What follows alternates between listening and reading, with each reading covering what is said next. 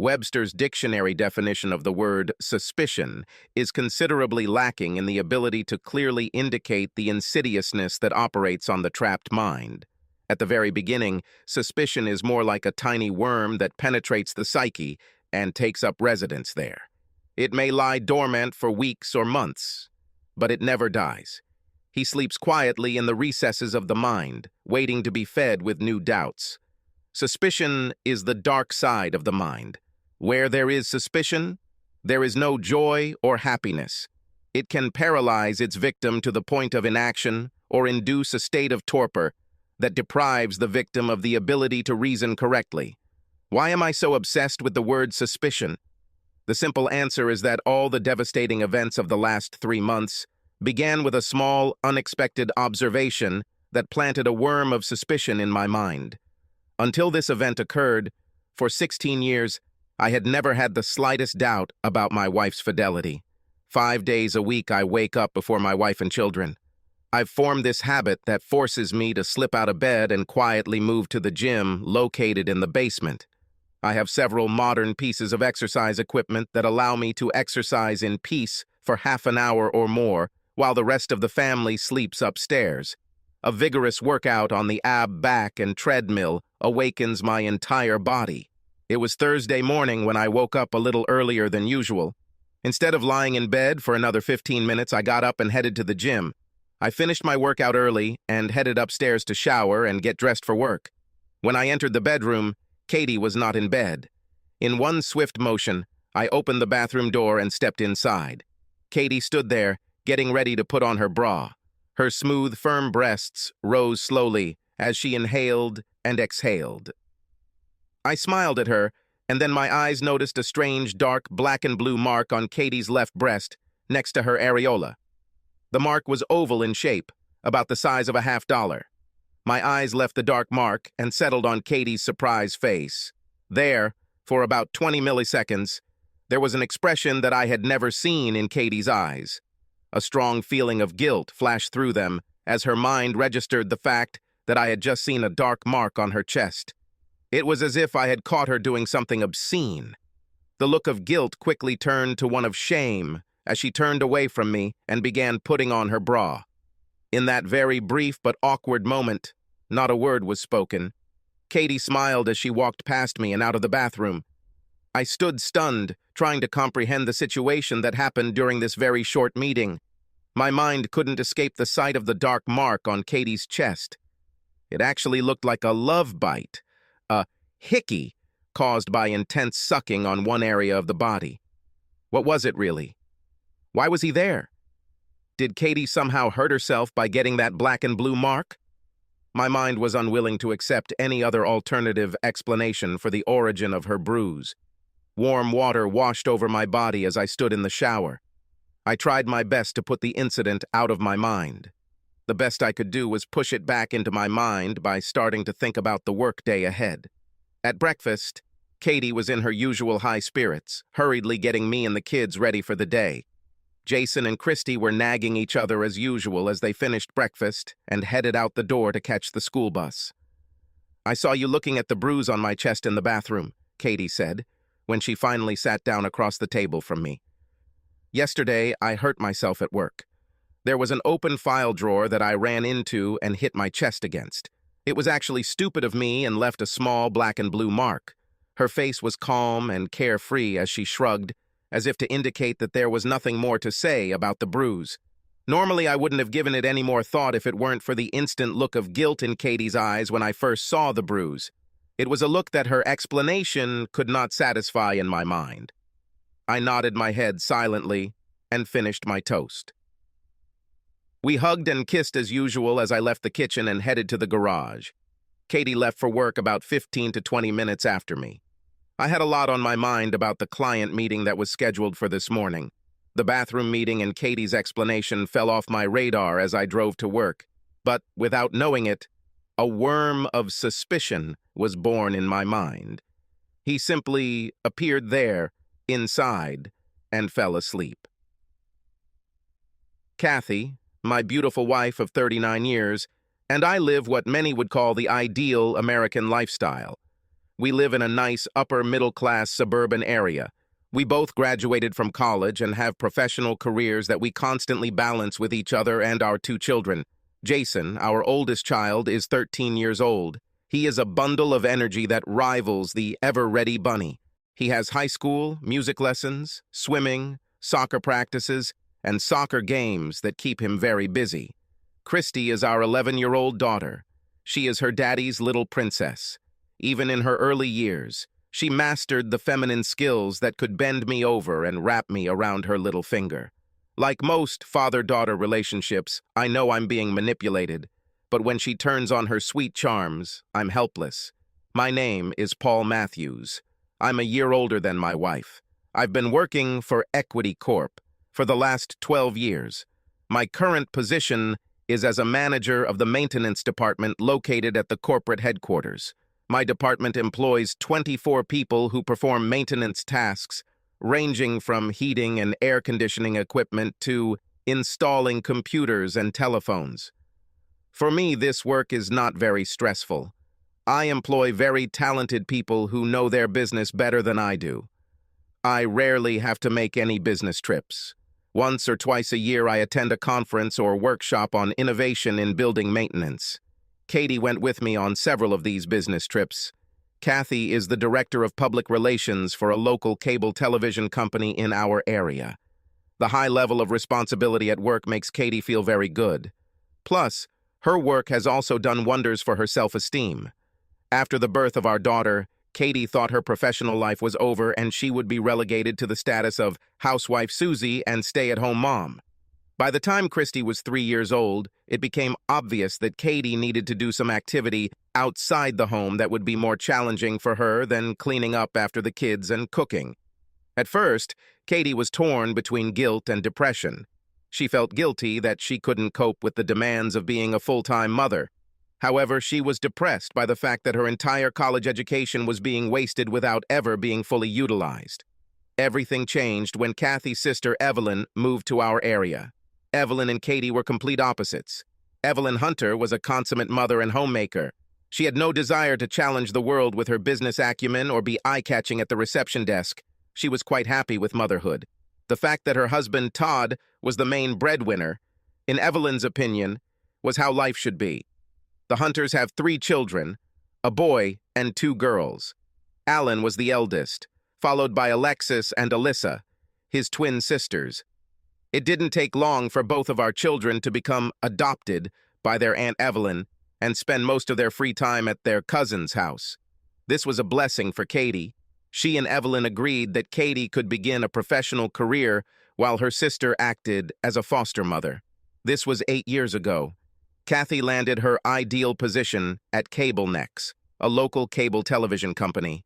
She was hired as a human resources manager, reporting to the regional managing director. This job was everything Kathy had hoped to find in a job. It gave her a sense of accomplishment, and at the same time some freedom away from the office. One of her main job responsibilities was to interview potential subcontractors for CableNex.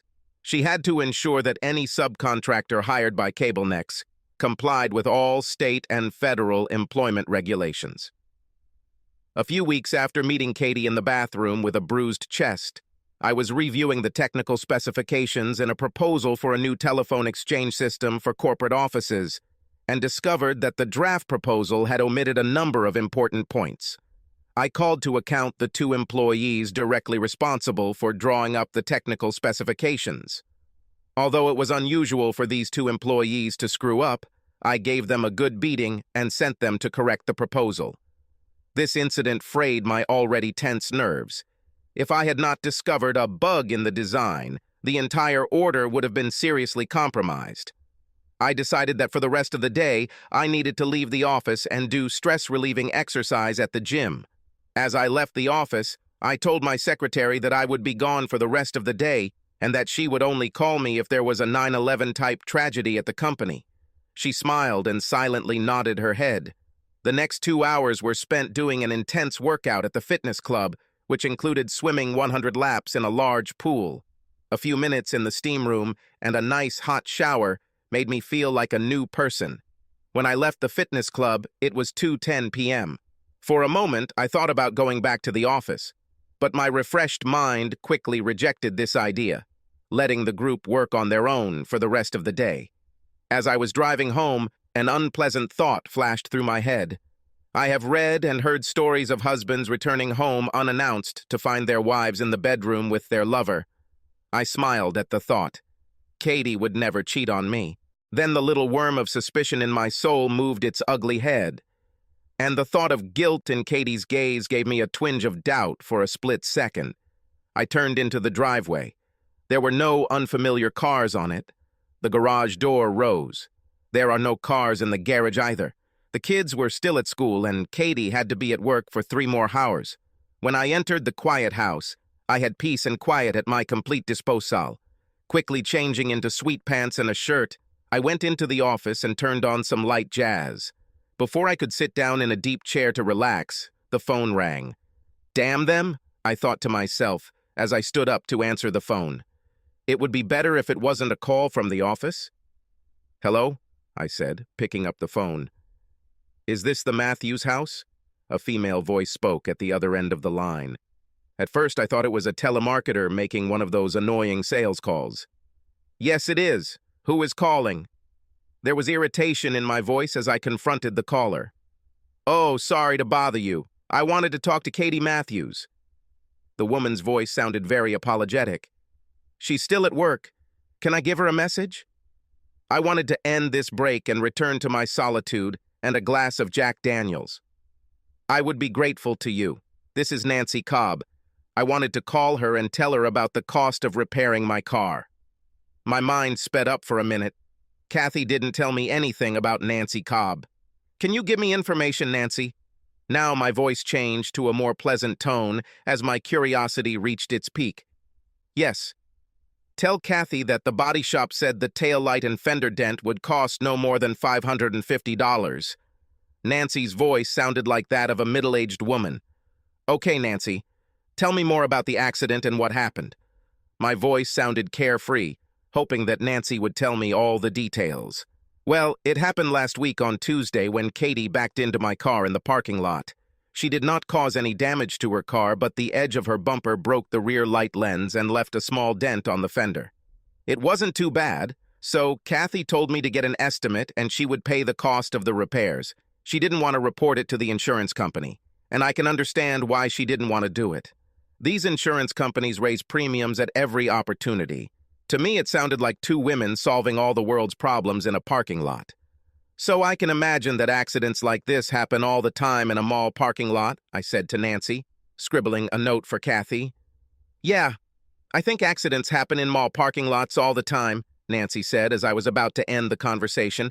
But this happened in the parking lot of the Pine Tree Motel. Bam! At that last statement, my mind lit up. So, a week ago, on Tuesday, Katie was at a motel and drove her car into yours. Is that right, Nancy? I tried to make my voice sound natural, and I can't convey the tension that was squeezing my chest. Yes, that's right. I came to visit my sister who was staying at the motel. My husband doesn't like my sister at all, so I have to meet her at the motel whenever she comes into town. I was just getting out of the car when Katie pulled out of her parking space. She must not have noticed my car behind her when she crashed into it. It's good that she wasn't driving very fast. Otherwise, the damage would have been greater. I wondered for a moment what question to ask Nancy next. There's too much chaos in my head, so I just asked, Is there anything else about the accident that you can remember, Nancy? Well, nothing but thank the man who came up to look at the damage and said that my car was still quite drivable. But he also said that I would have to fix it before the police gave me a ticket for driving with a broken tail light. Was Katie upset by the accident? I heard her take a deep breath, thinking for a moment. Yes, until that kind gentleman came over to assess the damage. He was kind enough to reassure both of us regarding this incident. Did this man work at the motel? I asked. No, I do not think so. In fact, I think Katie knows him, although she didn't say so. I wanted to ask her if this one looked like a kind gentleman, but this could cause some suspicion on Nancy's part. She might think she gave me more information than she should have. Well, thank you, Nancy. I will pass this information on to Katie when she gets home. Does she have your phone number? I gave her the number when she gave me her business card. I also asked her for her home number, which she wrote down on the back of her card. Just in case she lost your phone number, Nancy, could you give it to me again? My home phone number is 512-343-2552, and my cell phone number is 512-734-8762. Thank you, Nancy. I'll pass this information on to Katie as soon as she gets home tonight. We said goodbye and hung up. I leaned back in my chair and looked at the ceiling. Thoughts were racing through my head. Now what? What does all of this mean? Katie didn't tell me anything about the car accident, but she probably would have told me about this as soon as it happened. Besides, why would Katie be at the Pine Tree Motel on a Tuesday afternoon? The answer could be as simple as her interview with a new subcontractor at a motel restaurant. There shouldn't have been anything secret about her being at the motel during the day. I was trying to make sense of this latest disturbing piece of information that had just come to my attention. There could be 100 different innocuous answers that could explain her stay at that motel. Nevertheless, in the depths of my consciousness, a worm of suspicion began to stir again. This may be the worst option. Perhaps Katie as a lover. How can one know this for sure? It took 2 more Jack Daniels to calm my nerves. By that time, the children had already come running from school. They said their usual, "Hey, Dad," and headed upstairs to their rooms. About half an hour later, Christy came down and went into the kitchen to heat up the dinner Katie had prepared before leaving for work. I was still sitting in the deep chair, trying to relax, when I heard the garage door open and Katie enter. She came over and kissed the top of my head. "You came home early, Paul. Is something wrong at work?" she asked, running her hand over my cheek. "Nothing special. Just left early to go to the gym for a workout and a swim." I needed some stress relief. My smile gave no hint of the turmoil in my head.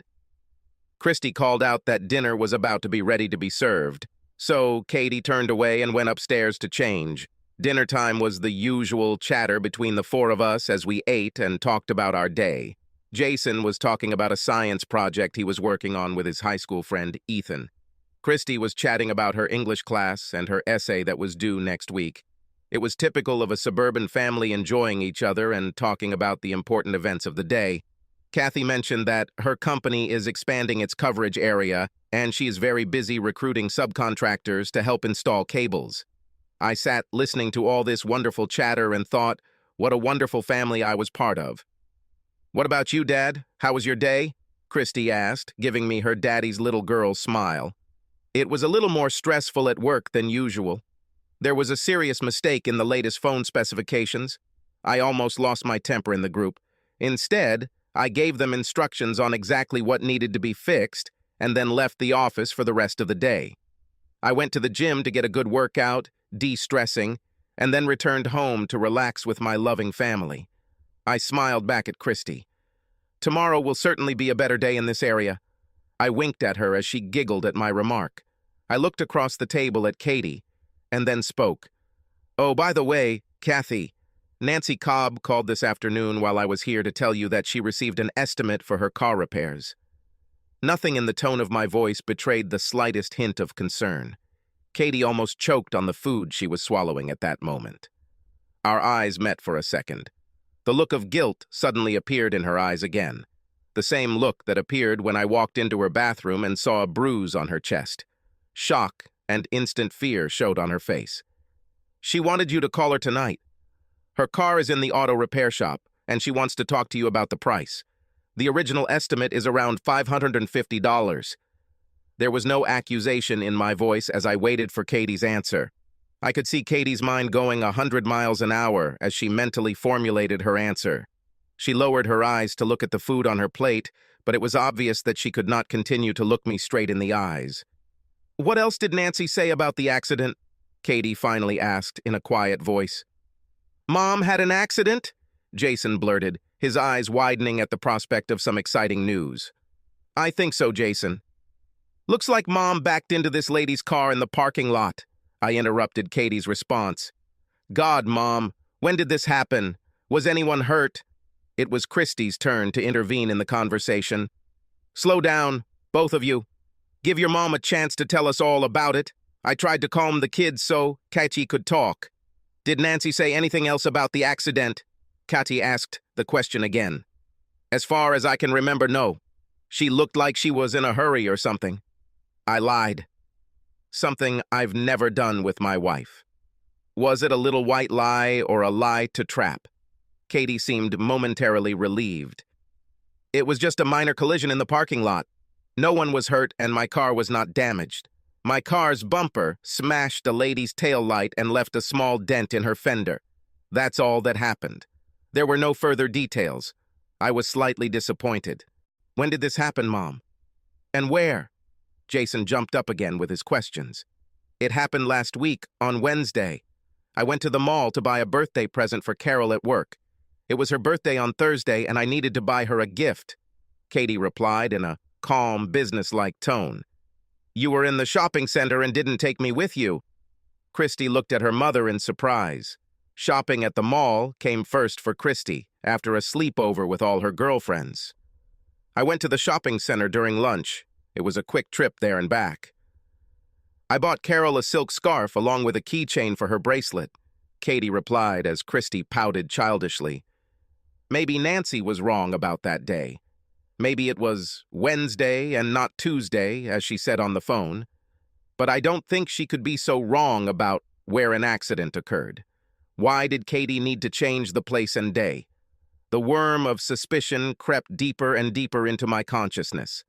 That look in Katie's eyes, a shocked expression on her face. What's going on behind those eyes? What is my loving wife trying to hide from me? So it wasn't anything special, right, Mom? Jason said disappointedly. I think he was hoping for a more dramatic accident. The broken taillight didn't interest him much. That's right, Jason. It's okay. It's just that Carol's gift will cost me more than I was actually going to pay, Katie said with a soft smile on her face. She seemed to regain her composure very quickly. I did not develop this issue further. Later that evening, the children were in their rooms doing homework. Katie went into our bedroom to call Nancy back. Maybe she wanted to talk to Nancy alone. I didn't ask why she needed privacy to make the call. The stereo was playing, and the TV was off as I sat in the office. There was an open book in my lap and Jack Daniels in my hand. At this time, my mind was in its most active analysis mode. Over the past few months, I have slowly and methodically tried to find any additional clues or unusual events that could further support the theory of infidelity that was forming in my mind. Nothing. Nothing but this bruise during these months would have made me suspect that something had changed in our relationship. Our sex life didn't suddenly get better or worse. Katie was still the same loving and attentive wife. She didn't dress differently. She did not go on business trips and did not work late. So why doesn't this suspicion go away in my head? But there was such a look in her eyes. Twice. A look I've never seen before. The look of surprise and guilt on her face, which appeared only for a fleeting second, could not be explained. And now, a lie about a car accident. These ugly thoughts made my pectoral muscles tense. I told Nancy to fix her car and I'll pay the repair shop once the job is done, Katie said as she entered the room. Her words brought my thoughts back to the present. She gave me an inquisitive look, as if expecting me to say something more about the accident. I did not comment or ask any questions. I'm sorry I didn't mention the accident on the day it happened, dear. I was just really stressed about the incident and didn't want you to worry about it. I was going to tell you after Nancy called me. Looks like you got her call first. I'm sorry I didn't tell you sooner. Katie sat down on the couch opposite me. I had the feeling that something was still bothering her, but she didn't know how to broach the topic. Maybe she found out that Nancy told me where and when the accident actually happened. Maybe she wanted me to ask her about the inconsistencies in her story. I'm glad you settled your issue with Nancy. I'm glad something more serious didn't happen there, was my simple answer. After my answer, Katie seemed to calm down a little. Aren't you going to watch Lost on TV tonight? It's tonight, isn't it? Her question seemed to sum up the accident. There was no point in dwelling on this sensitive issue. No, I think I'll skip watching it for now. I have enough mysteries and intrigue to deal with these days. I'll let Jack and the rest of the crew on the island fend for themselves this week. I smiled at her and took another sip of my drink. Well then, I guess I'll go upstairs and run myself a hot bubble bath. Then I'll soak it up until my skin turns pink, Katie said, getting up from the couch and walking towards me with a smile on her face. She leaned over and kissed my forehead. Could you check on the kids before you go to bed? I want to make sure their homework is done and that they don't stay up too late. Her voice was still the same sweet, loving voice that I had come to know and love over the past 16 years. Of course, my love. I'll crack the whip if I have to tame these two monsters of ours. Now go and soak in the bath. I made a kissing sound with my lips, and she smiled and headed towards the stairs. Don't stay up late, handsome. I'll be waiting for you in bed, she giggled, walking up the steps. I felt my arousal begin to grow. Katie is a very sexy and passionate woman when she's in the mood, and a hot bubble bath always lifts her spirits. I knew we were in for a hot night between the sheets when I got to bed. My first thought was how these suspicions might affect my intimate feelings for the woman I love and worship. I had no tangible evidence of any infidelity on her part. Nothing but that itchy worm of suspicion that just wouldn't go away. An hour later, I turned off everything downstairs and went upstairs to check on the kids. Jason was engrossed in the video game he was holding in his hand. Okay, young man, show me your homework, I said, quickly snatching the Game Boy from his hands. Oh, Dad, I was just about to go to level 10. Now you've ruined everything, Jason said with a pout on his face. You'll have all summer to get to level 12 if that's your goal. And right now we are trying to help you finish 5th grade at school. I poked him lightly in the ribs. Now for your homework, young man. Christy was already in bed. She heard a noise from her brother's bedroom and now wanted to play the role of Daddy's little girl with me. It always worked. I kissed her goodnight and turned off the light. The sex that night with Katie was incredible. The smell of her sweet, perfumed body intoxicated me. There was no distance between our thoughts or our emotions when we had sex. The only thing that mattered was the love we shared in that moment. We didn't need words. We just cuddled up to each other in a lover's embrace and fell into a peaceful sleep. That Saturday, Katie and her sister went shopping for the girls. The children played upstairs with their cousins, while Todd sat at home with the baby. Luckily, I didn't have to do anything special, and the quiet house was all mine. Since I was feeling uneasy, I decided to wash both of our cars. Evelyn arrived in her SUV, so Katie's car was still in the garage. It was a nice day outside, so I took my time washing and vacuuming both cars. I cleaned the carpets and then washed the trunks of both cars. While vacuuming the trunk of Katie's car, I saw a small piece of white plastic sticking out from under the edge of the wheel. Well, I pulled back the carpet and found a white bag lying on top of the spare tire. When I opened the package, my heart almost stopped in my chest. Inside it were several pieces of intimate clothing, including a sexy lace bra, panties, garter belt, and black stockings. Everything looked like it was bought at Victoria's Secret. I've never seen these clothes before. All the sales tags were removed from them, so I realized that they were not exactly new and looked like they had been worn before. The crotch of the panties smelled distinctly like a woman's scent, the smell of Katie. I stood there, stunned, looking at the bag full of clothes that had only one purpose. Was I holding a smoking gun in my hand? Was this the missing link in the story that I had spent the last few weeks forcing myself to deny? I put everything back in the bag and returned it to where I found it. I put away the cleaning equipment and put Katie's car back in the garage. Anyone who saw me at that moment would probably think they were watching a robot or zombie walking around cars. I was in a fog. My mind refused to function properly. There was only chaos and confusion in my mind. Finally, I locked up the house and drove to the corner retail store where I bought a 6-pack of beer and then drove to the lake.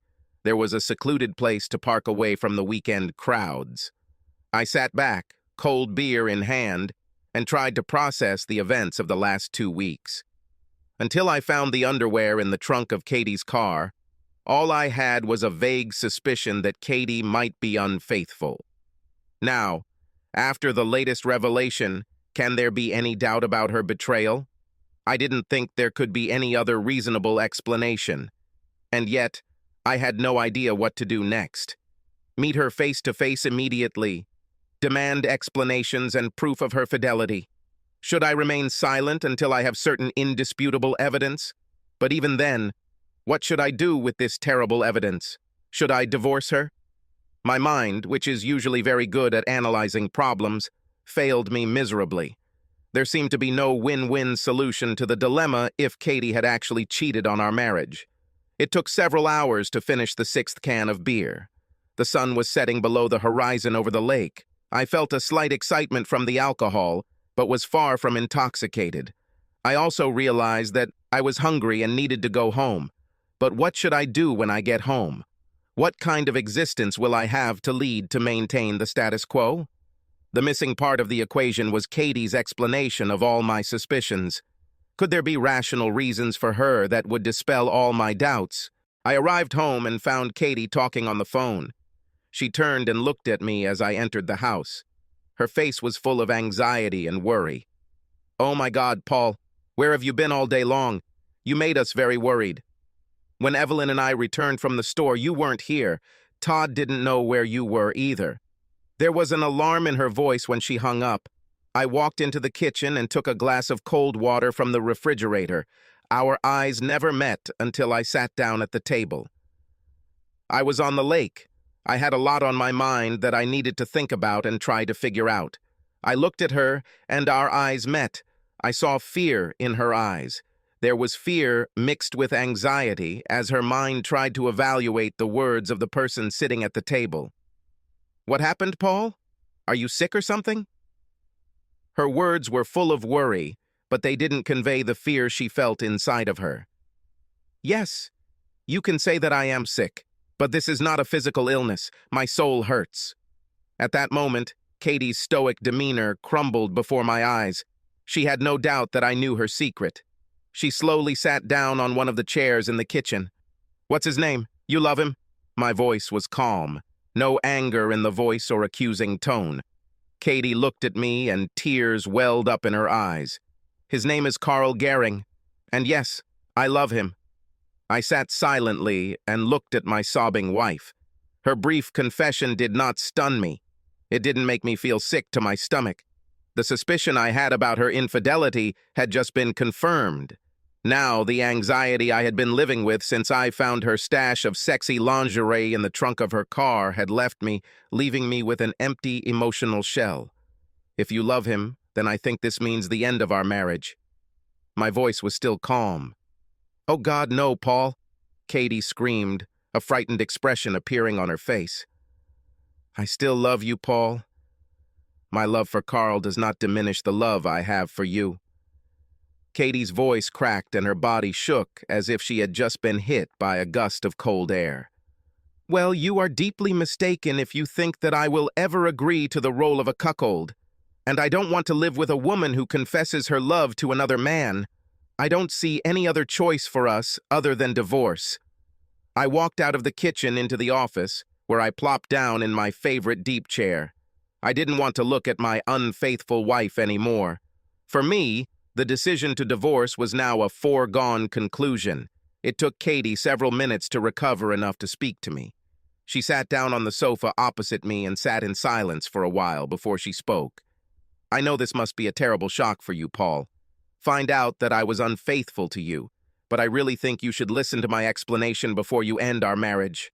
She tried to speak in a soft, loving voice, but I simply turned my face away from hers. "Tell me one thing, Katie. Do you still want to have a sexual relationship with this guy, Carl?" She closed her eyes, took a deep breath, and simply answered, "Yes." "Then there's nothing left of our marriage. Since you are a cheater, I will file for divorce in the morning, and I will seek primary custody of the children. I don't want to expose my young, impressionable children to an adulterous environment. If you want Carl to be your lover, then it must be without custody of the children." My voice took on an aggressive tone. "The time has come to show your position as the head of the family and the offended husband." Kathy's cheating may have hurt my ego, but I wasn't going to give in and let her have the kids. Please, Paul, do not do that. I told you I still love you. I don't want a divorce, and I especially don't want my children taken away from me. Katie was sobbing and shaking again as the reality of my decision sank into her mind. Your statement, I love you, is a farce, since at the same time you confess your love for another man. Your actions speak louder than any of your words. Your actions tell me that I am not the man who can fully satisfy you as a woman. I cannot and will not accept cuckold status. I lowered my head and said in a softer voice, I want you to pack your bags and leave this house immediately. I don't want to be in the same house with you anymore. You have lost your right to live in it.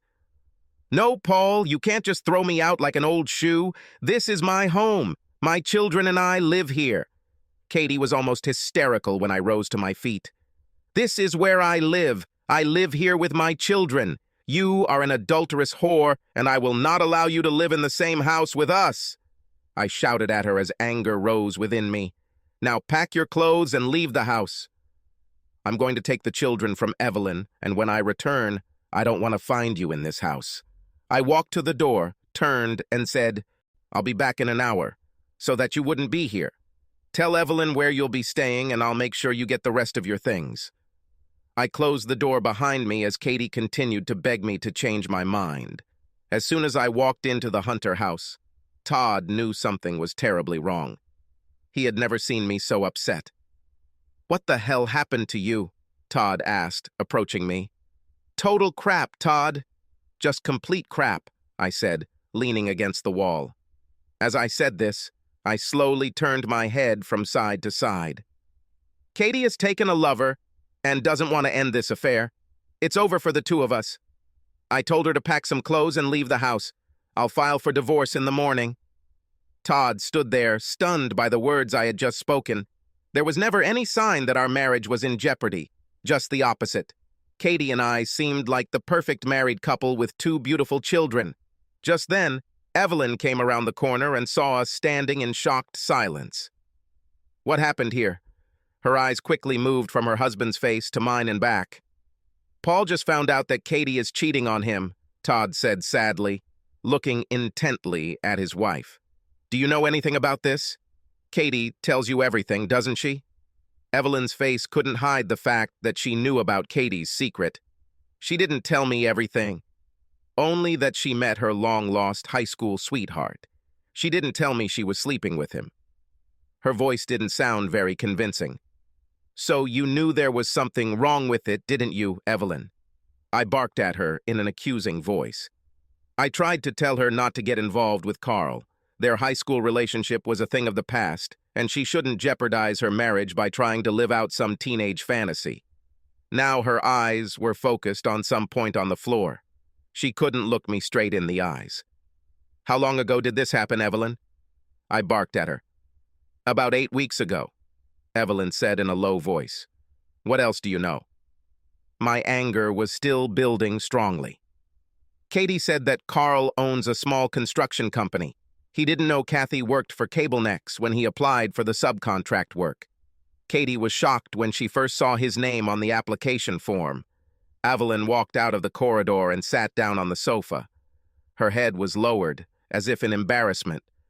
After she told me that she met Carl for lunch, she didn't talk about him to me anymore.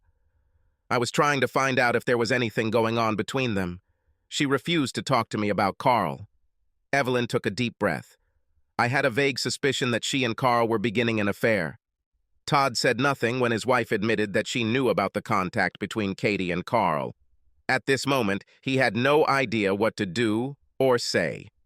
Damn women! I shouted at my daughter-in-law. Even though she is your sister, you should have told Todd or me that something might happen to Katie. Now it's too late. Our marriage is over. I told Katie to pack her things and get out of my house. The veins on my neck stood out as my anger spiraled out of control. When Evelyn looked at me, horror flashed in her eyes. You won't throw Katie out into the street. She is your wife, and I know she loves you, Paul. Now Evelyn began to cry loudly. She also told me that she loves Carl and that she wants to continue her romance with him. I shouted back to her. "This damn slut deserves to be outside?" I knew I needed to get away from Evelyn before my rage got out of control. "Where are Jason and Christy?" I turned to Todd. "They're playing in the backyard," Todd said, and I turned and walked to the back door. As I went out to pick up the children, the phone on the far table rang. 2 teenagers ran up to me as soon as they saw me. "Come on, gang. Let's go get some burgers at Mickey D's," I said with a forced smile on my face. "Dad, can 3A come with us?" Christy asked with a languid smile on her face. "Of course they can, if their mother and father allow it," I answered. "Let's go in and ask them," Christy called out to the others, running into the house. Evelyn was talking on the phone with Katie. "Why did Aunt Evelyn cry when I entered the house?" Christy asked from the back seat of the car. "She had a bad day. I think she received some bad news that alarmed her, so I answered my daughter. So that's why she said she wanted Alan, Alexis, and Alyssa to stay home today, Dad?" Jason interrupted the conversation. "I guess so, Jason. There's a lot going on right now that's upsetting a lot of people. We can talk more about this when we get home." Jason and Christy were finishing their fries when I turned away from them and pressed the speed dial button on my cell phone. The phone rang several times, then a woman's voice answered. "Hello?" It was Evelyn's voice. In a quiet voice, I told her, "We'll be leaving here soon, and when we get home, Katie better not be there." The children were more interested in what was happening around them in order to pay any attention to my telephone conversation. "Paul, be reasonable. Katie has a serious emotional crisis because of this. She has nowhere to go and doesn't want to be left without her children." She tried to mediate for her sister Evelyn. "I don't care where she goes. She can go live with her new lover. I don't care." Fury grew inside me again. "She better not be there when we get home, otherwise the kids will find out the hard way what a cheating slut their mother really is." I pressed the off button and took a deep breath, trying to suppress my anger. "What happened, Dad?" Christy asked, seeing the strange expression on my face. I tried my best to smile and act carefree. "Nothing special, honey. We'll talk more when we get home." When the 3 of us returned, the house was empty. "Where is Mommy?" they both asked when they saw the empty house. "She needed to do something. Mommy will be away for a while until everything is settled." I avoided a serious answer to the child's question. I knew that very soon I would have to have a very difficult conversation with both of them. "Now go upstairs to your rooms. I want your homework done within the next hour. I'll go up to tuck you in and say goodnight." When I walked into the bedroom, I noticed that a lot of her clothes were missing from Katie's side of the main closet. Her cosmetics were also missing from the bathroom vanity. Even though my anger was still at the forefront, I felt a strong sense of loss as I realized the reality of Katie's absence. And yet, I knew that even more painful moments lay ahead. I lay on my back in a dark bedroom and looked at the ceiling. There were so many little things that I had to do in the near future. The most important thing was the emotional health and well-being of both my children.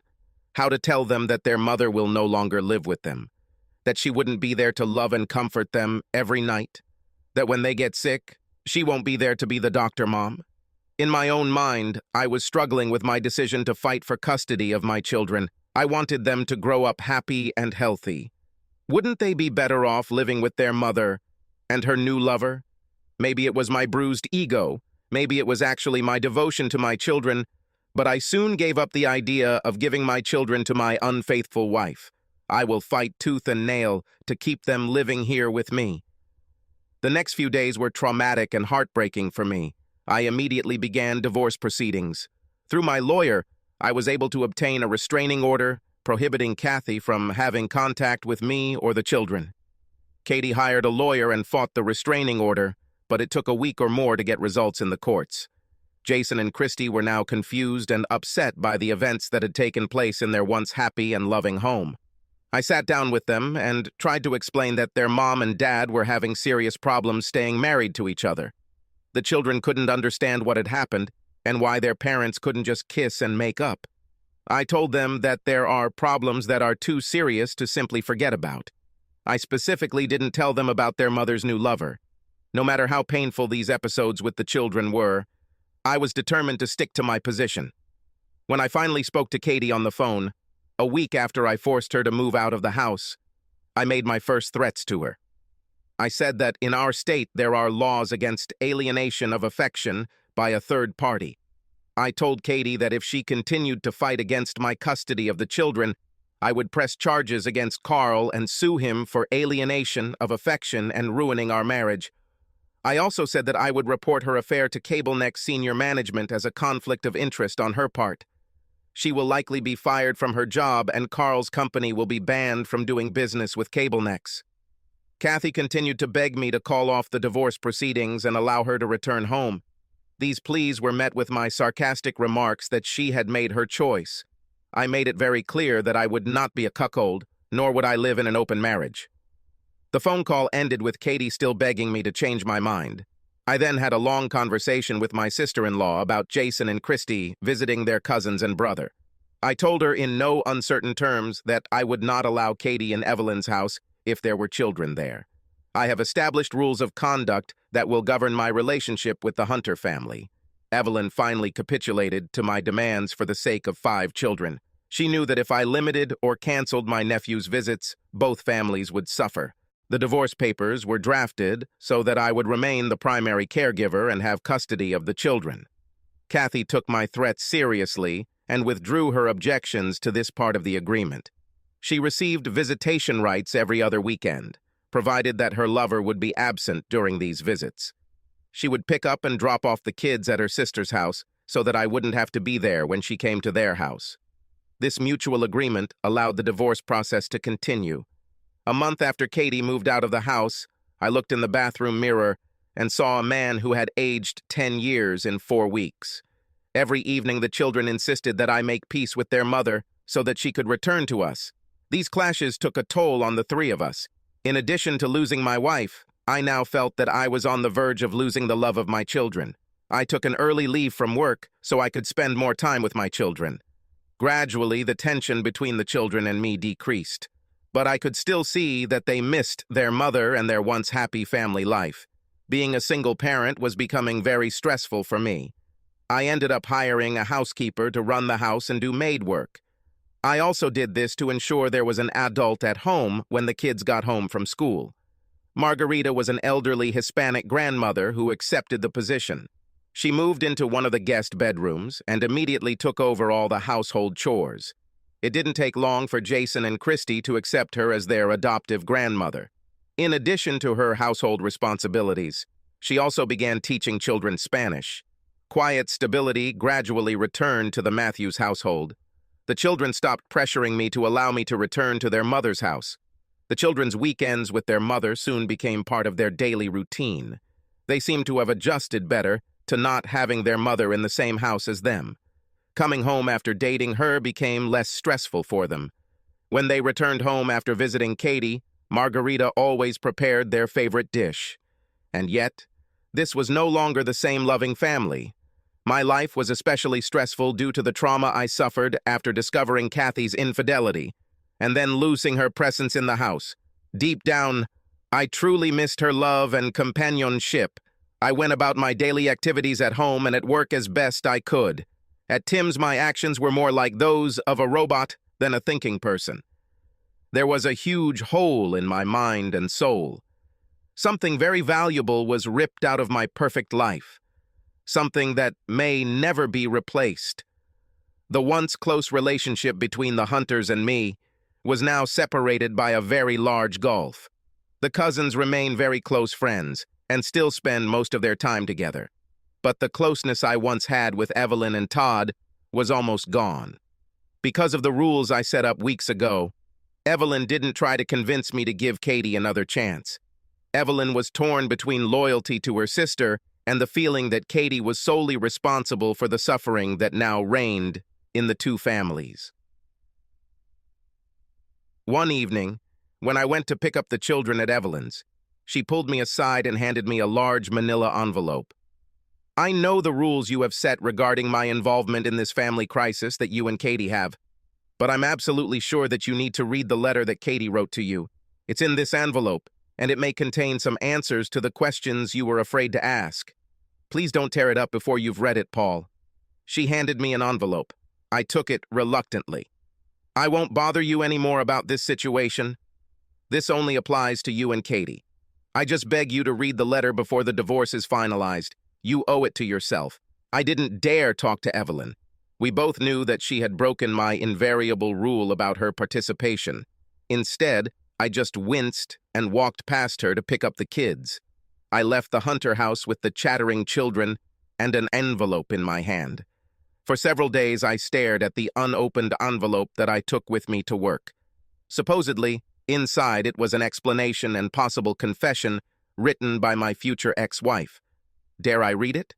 Would the contents of the letter be like salt in a wound and increase my anger towards her? On the third day, I opened the envelope. I sat alone in my office, telling my secretary not to bother me. The envelope contained about a dozen pages. They were written in Kathy's beautiful cursive handwriting. Just seeing her handwriting, I felt a sudden jolt in my chest. At first, I thought about shredding these pages, but I didn't. Slowly, with tears in my eyes, I began to read the first page. My dearest loving husband, I sincerely want you to read this letter in its entirety before you make any final decisions about the future of our marriage. Since we have not been able to sit down face to face and discuss the situation we currently find ourselves in, my only remedy is to write you this letter and do my best to explain everything regarding this crisis from my point of view. I understand that some of what I have to say may seem contradictory and irrational from your point of view. However, I need to at least do my best to present the facts as I see them. First and foremost, I want you to know that I truly love you today, more than the day we got married. You must believe this, even if you doubt everything else that I am forced to say in this letter. These last 16 years have been the best years of my life, and I owe it all to you and our wonderful children. And I sincerely wish to remain your wife for the rest of my life. Secondly, you need to know that none of what has happened lately is your fault. You are the most wonderful husband a woman could ever dream of. Nothing, and I say this with complete confidence, about you or your relationship with me has brought me into the arms of another man. You satisfied me completely in the bedroom and beyond. What happened was not caused by any flaw in you. Third, I don't have a clear explanation for how or why things turned out the way they did. Never in my wildest dreams or nightmares could I have imagined the scenario that led you and me to this critical turn in our lives. If what follows in this letter seems incoherent or disorganized, please bear with me. This is a difficult story to tell, and I hope I can tell it so that you can fully understand why I am in this heartbreaking dilemma. And why am I still begging you not to end our marriage? My story begins as a sophomore at Crestview High School. I was a happy young girl who was just beginning to grow into a beautiful young woman.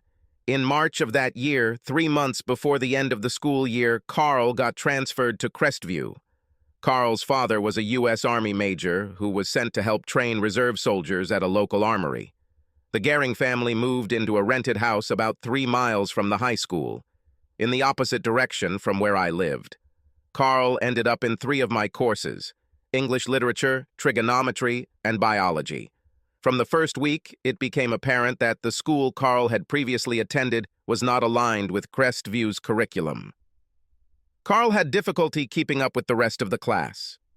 One day, at the urging of my best friend Betty, I approached Carl during his lunch break. He was sitting alone. My guess is that he was trying to figure out how to fit in without being seen as an outsider. Carl was a little surprised and, I think, somewhat pleased when I asked if I could sit with him. That first lunch meeting was just getting to know each other. It ended up that Carl and I had lunch every day from then on. Most of the time, Betty joined us. That's when Carl told us about his father, mother, and little sister Jennifer. During the 20 years that Carl's parents were married, the Gehring family moved throughout the country and to several foreign countries. Such was the life of the family of a career military man. After that first week of lunch meetings, Betty and I began tutoring Carl in classes that he was having trouble keeping up with. The 3 of us formed a study group that helped Carl enough that he advanced to the next grade with a 3.2 GPA. We were all proud of his accomplishments. And yet, during all this time, neither Betty nor I actually met Carl. We were just happy to hang out together and enjoy each other's company. That summer, between our 10th and 11th grades, Carl was sent to his grandparents' ranch in Idaho. I was pretty upset for those 3 months until school started, and Carl returned from Idaho. Even though Carl and I were not on official dates, I was beginning to have very strong feelings for him. I even provoked Betty to see if she was falling in love with Carl. But Betty had her eye on another guy from our class. Before school started in the fall, I already knew that I would find my permanent boyfriend in Carl when he returned. After Carl returned for the fall semester, it became obvious that something was wrong in his life. Finally, I got him to admit to me that his father was dissatisfied with his current assignment and was insisting that his superior officers transfer him to an active unit somewhere in Europe. The thought of moving again was very upsetting for both Carl and his mother. Within the first month of returning to school, Carl and I had our first date. I was in seventh heaven. I had someone I truly fell in love with. You might think it was childhood love or just a teenage crush, but in reality it was something more. As Carl and I became exclusive to each other, we discovered that we were emotionally compatible and that our ideals were very similar. Even though Carl and I dated regularly, we never had sex. There were a few evenings where very intense petting took place in his parked car, but we never crossed the line. He never touched me or asked me to touch his genitals. Both Carl and I thought sex should be saved for marriage. We often sat in his car, looked at the stars, and told each other different versions of what our lives would be like after we got married. Carl was adamant that he would not become an army officer like his father. He saw how all this moving from base to base affected his family's life. This was not the life he wanted for his new family. He was looking forward to settling down, putting down roots in one town with one woman and a house full of children. The holiday season came very quickly that year, or at least it seemed so to me. On Christmas Eve, Carl gave me a friendship ring, which he said was to be my pre-engagement ring. It was a very merry Christmas and a happy New Year for me. Spring was rapidly approaching as the bond between Carl and I grew stronger and stronger. I was afraid that he would be sent back to the ranch to live with his grandparents for the summer as soon as school ended. He said he would fight the decision and find a summer job somewhere in the city. It was the last month of the school year when the bomb exploded. Carl's father finally convinced his superior officers that he could make a greater contribution to the army while on active duty, rather than in the reserves. He received orders to be transferred to Stuttgart, Germany. When Carl came to school the next day, I immediately knew something was terribly wrong. My first thought was that his father was going to send him to his grandparents for the summer again. When Carl said that he and his family were moving to Germany by the end of June, my world literally exploded. I became hysterical and had to be sent to the nurse's office. For the rest of the school year, I was completely devastated. My grades dropped sharply. If it weren't for my previous high grades, I would never have made it to my senior year. All sorts of thoughts were running through my head. I even told Carl that we should run away and get married in secret. But Carl was more cool-headed. He knew we were too young to do it on our own. Finally, the day came when Carl's family went to the airport to start their new life in Germany. Our goodbye felt like someone had ripped out my heart while it was still beating. I was completely devastated. It's good that we didn't go to school in the summer. My parents saw how depressed I was and were able to get me into counseling and therapy before school started in September. Therapy really helped me, and I continued with it throughout my senior year. Carl and I wrote letters to each other every day. You have to remember that this was a time before the internet and email. Our letters were full of love and sadness at the same time. We missed each other, and I firmly believed that our absence had deepened our love for each other. I didn't date any other guys my senior year. In fact, I didn't even attend the end-of-the-year graduation party. I was Carl's girlfriend and remained faithful to him no matter what. Instead of hunting and dating other boys in my senior class, I focused all my efforts on improving my GPA and scoring high on the academic assessment test. All these efforts paid off in the form of acceptance and a scholarship to UC Berkeley. My sister Evelyn was already a student at the University of California at Berkeley. She could help me move and start working on campus. All these wonderful things made me very happy. In his letters, Carl also praised my efforts and results. And yet, I was missing the anticipation of summer since we were thousands of miles apart. In August, a second bomb exploded, but it was not as destructive in its power as the first, associated with Goering's move to Germany.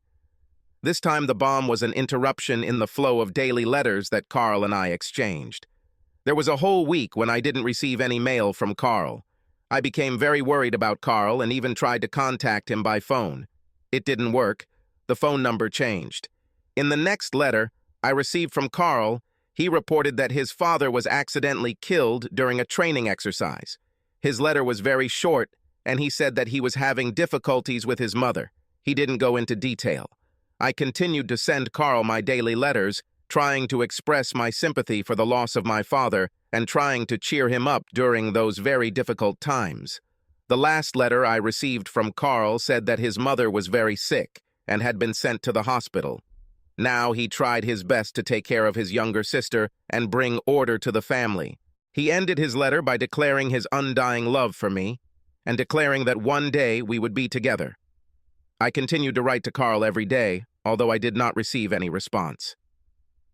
September found me on the UC Berkeley campus with my sister Evelyn. I wasn't sure I was emotionally ready to take on the challenges of university life. All I could think about was that my true love was facing extremely difficult problems in Germany, and I wasn't there to help him. If Evelyn had not helped me during the first months of university, I am sure that I would have been expelled. And during the Thanksgiving holiday, the first of my letters was returned with the note, "Return to sender, adresse unknown." That little notice on the envelope was like a dagger piercing my heart. I did not receive letters from Carl for more than a month.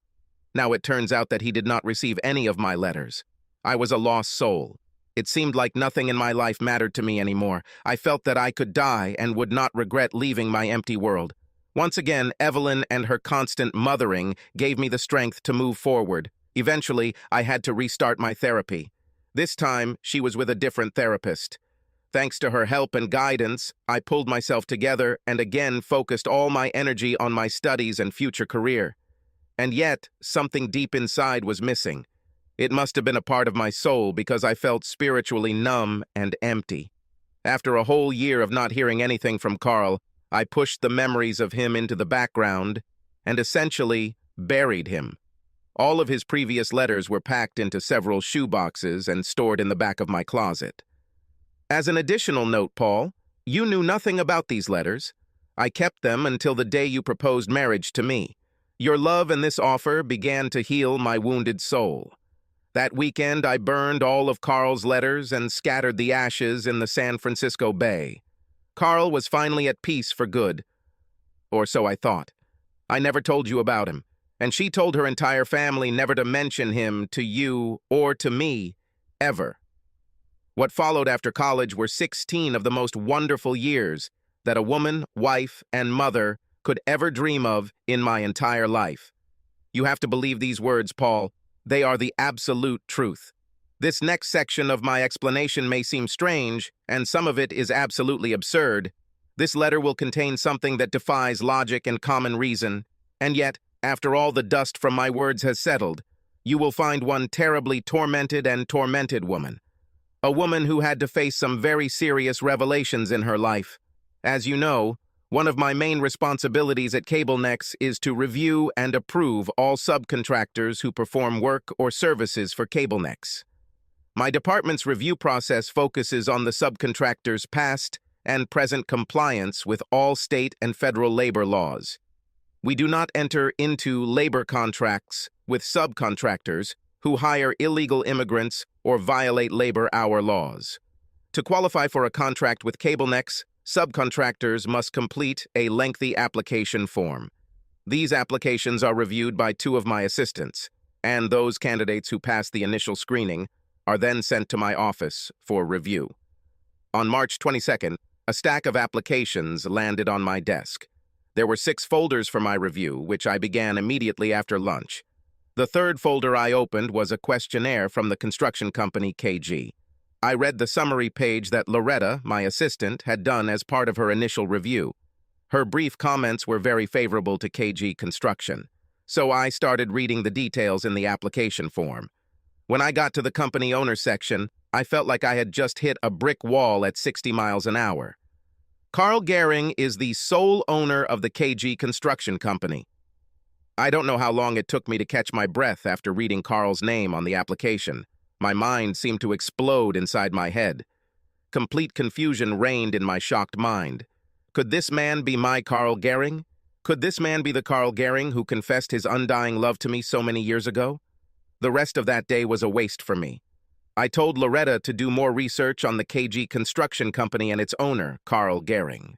That day I left work early and returned home to try to gain control of my mind again. I needed you and the children by my side to strengthen the loving bond we share as a family. No matter how hard I tried, I could not completely push thoughts about Carl back into that dark, cold hole where the memory of him had been imprisoned for more than 20 years. I remember the four of us having a great family evening, chatting and enjoying games of Scrabble before the kids went to bed. I also remember that we didn't make love that night, although I was in the mood for you to take me intimately.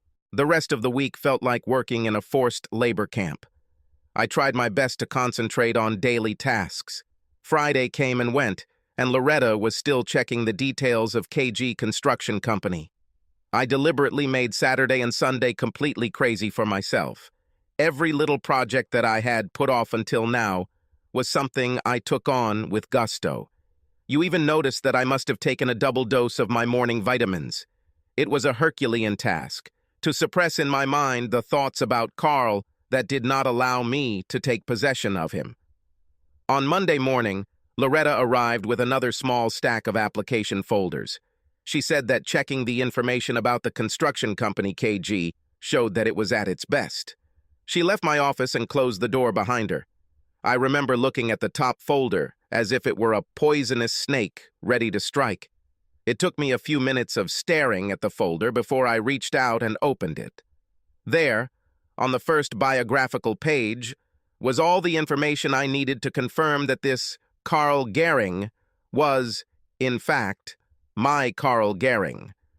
The report also indicated that he had been single for 8 years since the divorce and lived in Gilmore, approximately 26 miles from my office.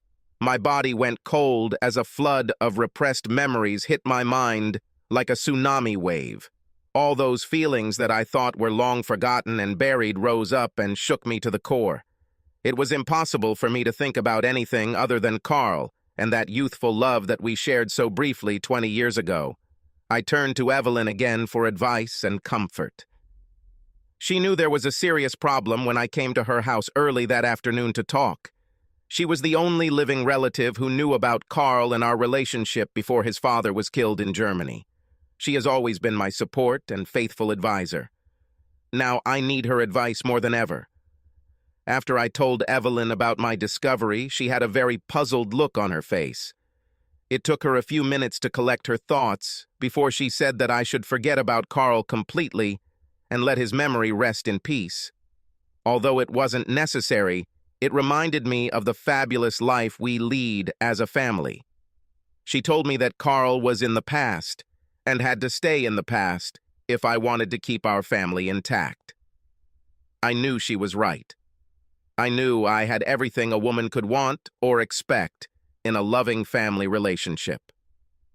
And yet, there was an annoying voice of curiosity in my mind that could not shut up. The next week, my curiosity could no longer be contained. I asked Loretta to make an appointment with Mr. Carl Gehring for the next day. Carl had no way of knowing who I was, other than that I was the last person in the application approval process. He was simply asked to come to Mrs. Kathy Matthews' office the next afternoon.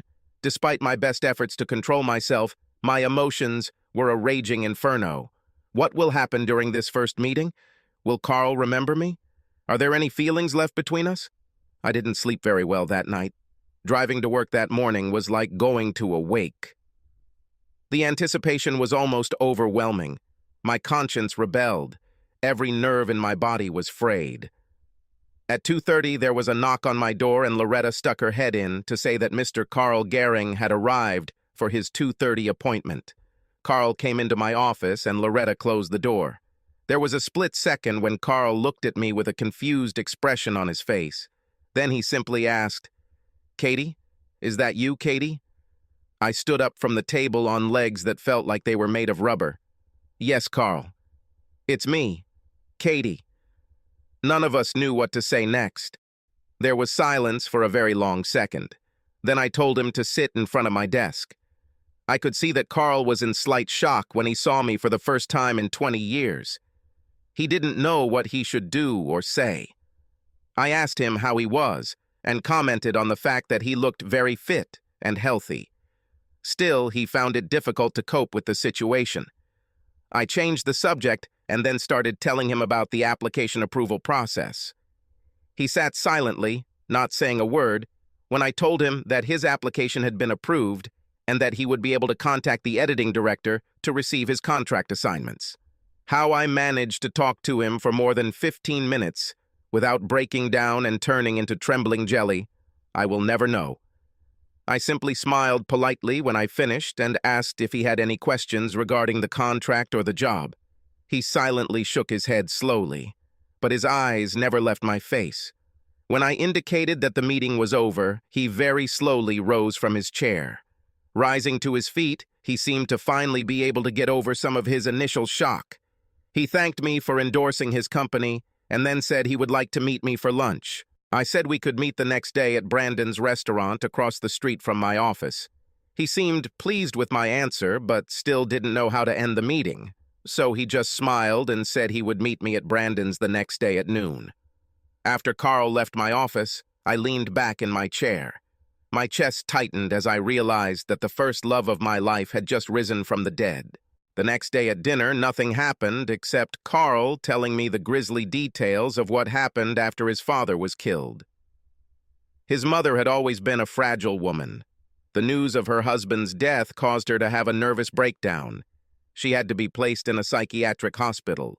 Now Carl was forced to take on the role of head of the family. He had to comfort and support his little sister. The army arranged for Carl and Jennifer to be sent back to live with their grandparents. Their mother remained in a mental institution when Carl and his younger sister returned to Idaho. Even before Carl and his sister moved in with their grandparents, they were told that their mother had committed suicide in the hospital. In a short period of time, less than a month, Carl and Jennifer became orphans. Carl said that his grief and the burden placed on him by the death of his parents were the main reason he stopped writing to me. He felt he could no longer keep the promises he made to me. Other, more serious demands were also placed on him. He wanted me to be happy and move forward in my life. So he stopped writing in the hope that I would find another man to love. During our dinner conversation, Carl never made any statements about wanting to be a part of my life again. He knew that I was married and the mother of 2 children. I believe he was truly happy for me and for my life as your wife. The meal ended with a handshake as Carl headed to his car in the parking lot. I returned to my office and tried to get on with my daily work. Unfortunately for me, those early memories persisted no matter how hard I tried to push them into the background. Evelyn kept telling me not to see Carl again and to forget about him. I no longer told her about my meetings with Carl. I was probably too ashamed to talk about my betrayal. Paul, I really tried to follow Evelyn's advice. For over a week, I struggled with my inner demons.